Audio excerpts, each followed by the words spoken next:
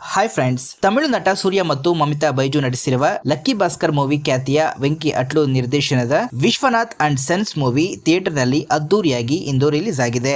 ಈ ಸಿನಿಮಾದ first half ಮಾತ್ರ ಎಕ್ಸಲೆಂಟ್ ಆಗಿದೆ ಅಂದ್ರೆ ತಪ್ಪಾಗಲ್ಲ. ಸೆಕೆಂಡ್ ಹಾಫ್ ಸ್ವಲ್ಪ ಸ್ಲೋ ಇದ್ರೂ ಕೂಡ ಸೀನ್ ಗಳು ತುಂಬಾ ಕ್ರಿಯೇಟಿವ್ ಮತ್ತು ಹೊಸದಾಗಿದೆ.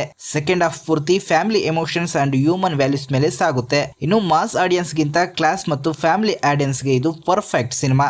ಯಾವುದೇ ಸ್ಪಾಯ್ಲರ್ ಇಲ್ಲದೆ ಕತೆ ಹೇಳಬೇಕು ಅಂತಂದ್ರೆ, ಇನ್ನು ಮದುವೆ ಆಗದೆ ಇರೋ ನಮ್ಮ ಹೀರೋ ಸಂಜಯ್ ಅವರ ತಾಯಿ ರಾಧಿಕಾ ಅವರು ನೀನು ಮದುವೆ ಮಾಡಿಕೊಂಡು ನಮಗೆ ಒಬ್ಬ ವಾರಸ್ದಾರನ್ನ ಕೊಡಬೇಕು ಅಂತ ಹೇಳ್ತಾರೆ. ಆಗ ಸೂರ್ಯ ಒಂದು ಶಾಕಿಂಗ್ ನಿರ್ಧಾರವನ್ನ ತಗೊಳ್ತಾರೆ. ಆ ನಿರ್ಧಾರ ಏನು, ಇದರಲ್ಲಿ ಮಮತಾ ಬೈಜುರವರ ಪಾತ್ರವೇನು, ಕೊನೆಗೆ ಇವ್ರ ಲವ್ ಸ್ಟೋರಿ ಏನಾಯ್ತು ಅನ್ನೋದೇ ಚಿತ್ರದ ಒನ್ ಲೈನ್ ಸ್ಟೋರಿ. ಅಂದ ಹಾಗೆ ಫ್ಯಾಮಿಲಿ ಜೊತೆ ನೋಡಬಹುದಾ ಅಂದ್ರೆ ಫಸ್ಟ್ ಹಾಫ್ ನಲ್ಲಿ ಬರೋ ಒಂದು ಸಣ್ಣ ಸೂಟ್ ಕೇಸ್ ಸೀನ್ ಬಿಟ್ರೆ ಉಳಿದೆಲ್ಲವೂ ಕೂಡ ಆರಾಮಾಗಿ ಫ್ಯಾಮಿಲಿ ಜೊತೆ ಕೂತ್ಕೊಂಡು ನೋಡಬಹುದು.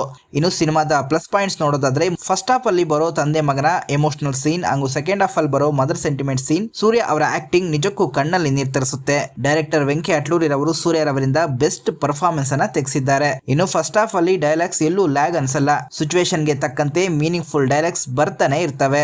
ಇನ್ನು ಮಮಿತಾ ಬೈಜೂರ್ ಅವರು ಆಕ್ಟಿಂಗ್ ಸೂಪರ್ ಆಗಿದೆ. ಜೊತೆಗೆ ಅನಾರ್ಕಲಿ ಮರಕರ್, ರವೀಂದ್ರ ವಿಜಯ್ ಮತ್ತು ರಾಧಿಕಾ ಅವರು ಕೂಡ ತಮ್ಮ ಪಾತ್ರಗಳಿಗೆ ಜೀವವನ್ನ ತುಂಬಿದ್ದಾರೆ. ಇನ್ನು ಮ್ಯೂಸಿಕ್ ವಿಷಯಕ್ಕೆ ಬಂದ್ರೆ ಜಿ ವಿ ಪ್ರಕಾಶ್ ಕುಮಾರ್ ಅವರ ಬಿಜಿಎಂ ಮತ್ತು ಸಾಂಗ್ಸ್ ಧೂಳೆಬ್ಬಿಸ್ತಾ ಇದಾವೆ. ಇನ್ನು ಸಿನಿಮಾಟೋಗ್ರಫಿ ಅಂತೂ ಪ್ರತಿ ಫೇಮ್ ನಲ್ಲೂ ತುಂಬಾ ರಿಚ್ ಆಗಿ ಕಾಣಿಸ್ತಾ ಇದೆ. ಇನ್ನು ಮೈನಸ್ ವಿಷಯಕ್ಕೆ ಬಂದ್ರೆ ಫಸ್ಟ್ ಹಾಫ್ ತುಂಬಾ ಸ್ಟ್ರಾಂಗ್ ಆಗಿದ್ದರಿಂದ ಸೆಕೆಂಡ್ ಹಾಫ್ ನಲ್ಲಿ ಲವ್ ಸ್ಟೋರಿ ಮುಂದುವರಿಯುತ್ತೆ ಅನ್ಕೋತೀವಿ. ಆದ್ರೆ ಕತೆ ಫ್ಯಾಮಿಲಿ ಡ್ರಾಮಾ ಕಡೆ ತಿರುಗಿ ಸ್ವಲ್ಪ ಸ್ಲೋ ಅನ್ಸುತ್ತೆ. ಆದ್ರೂ ಕೂಡ ಫ್ಯಾಮಿಲಿ ಆಡಿಯನ್ಸ್ ಗೆ ಇದು ಖಂಡಿತ ಕನೆಕ್ಟ್ ಆಗುತ್ತೆ. ಕೊನೆ 20 ನಿಮಿಷದಲ್ಲಿ ಮತ್ತೆ ಲವ್ ಸ್ಟೋರಿ ಬಂದು ಸಿನಿಮಾ ಮುಕ್ತಾಯ ಆಗುತ್ತೆ. ಫೈನಲ್ ಆಗಿ ಹೇಳೋದಿದ್ರೆ ಫಸ್ಟ್ ಹಾಫ್ ಎಂಟರ್ಟೈನಿಂಗ್ ಇದ್ರೆ ಸೆಕೆಂಡ್ ಹಾಫ್ ಡೀಸೆಂಟ್ ಆಗಿದೆ. ಡೆಫಿನೆಟ್ಲಿ ಫ್ಯಾಮಿಲಿ ಜೊತೆ ಕೂತ್ಕೊಂಡು ನೋಡುವಂತ ಒಂದು ವರ್ತ್ ವಾಚಿಂಗ್ ಮೂವಿ ಅಂತಾನೆ ಹೇಳ್ಬೋದು.